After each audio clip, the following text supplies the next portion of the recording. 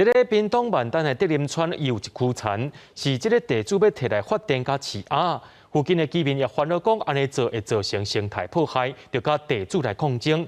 居民也发现讲，最近有脚踏车伫咧种地，因就去到县政府头前抗议。这期万丹乡毋是政府核定的一电区，业者为虾米会当施工呢？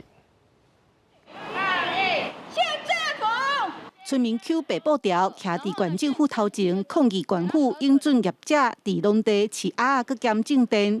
农民会遮生气，是因为因发现地主3工前已经请怪手开始种地。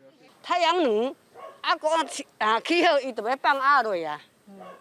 伊无先请鸭，伊先请太阳能。太阳能。这对70几岁的老农翁仔某，住伫顶南村40多年，看到隔壁农地要饲鸭，即马佫讲要种电，因真烦恼会污染环境，附近居民嘛反对。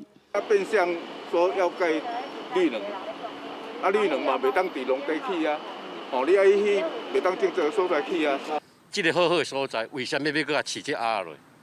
这是重点啦！当然，阮一定要抗议到底嘛。被抗议的地主有2区农地拢种1甲外，农业局表示，饲鸭场若是合法通过，就会当伫厝顶申请绿能设施。鸭舍的建设，容许有过，但是他没有申请绿能，所以他现在还没有要做绿能的这个设施。